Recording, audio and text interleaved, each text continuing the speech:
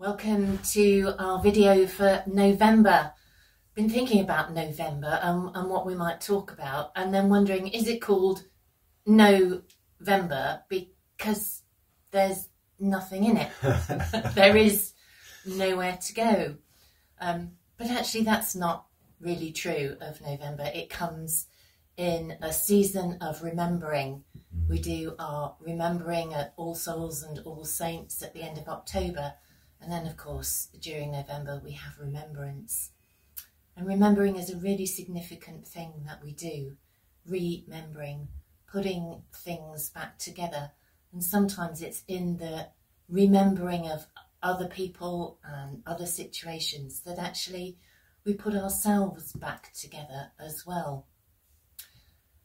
And as we were thinking about this, we recognised that lots and lots of the people that we work with will all have their backstory.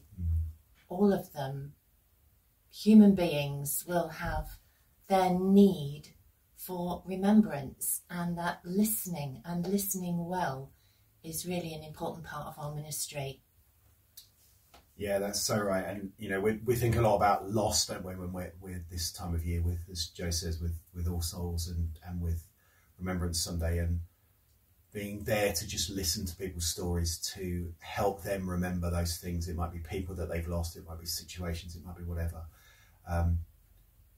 Remembering for ourselves that we don't have to have answers in these things. We don't have to have great solutions, but just being present with people, it can be such a powerful thing to give them that space to share those stories of where they've come from and where they're going to. And even with the smallest of people, we can do that. I can remember last year being invited to go into one of our primary schools to talk to some children about what it was to be a Christian, a community school, not a church school, having lots and lots of great conversations and great questions. And as I was about to leave the lesson, one of the TAs asked me if I could just hang around for a little while and chat to one of the children.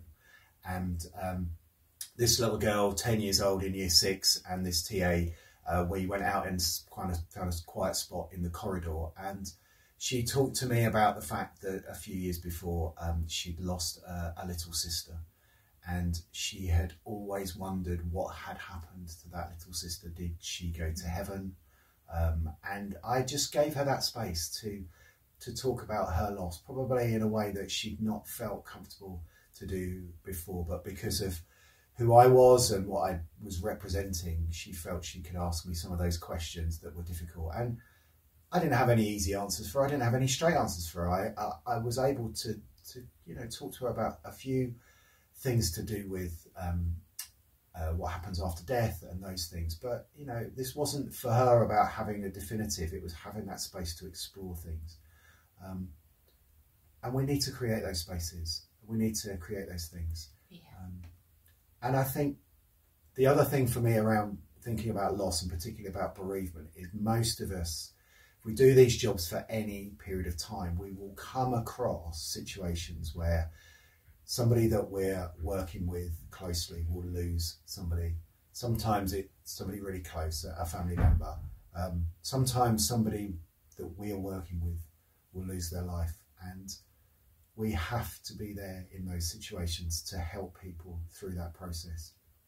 But my advice to us is to think about that before it happens, to prepare ourselves for it, rather than in that moment where we might be struggling as well, be suddenly thinking, oh, I don't know how to talk to a child or a young person about bereavement, or I don't know what's out there.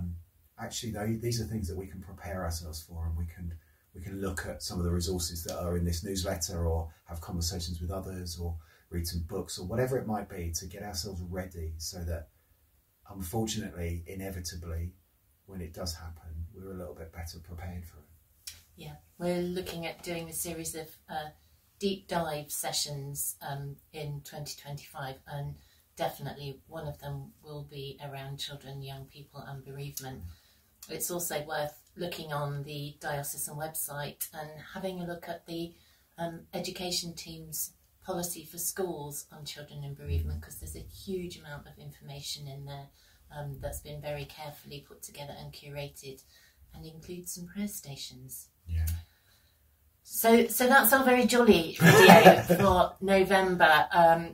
Enjoy some fireworks. It's not all doom and gloom out there. And of course we are moving slowly but surely towards one of the most beautiful and precious times of the year as we celebrate God being born among us. So hold on to that. I feel like it's a bit like the end of Crime Watch. Do sleep well. Yeah, do take care of yourselves, and we'll see you soon. Bye. God bless. Bye.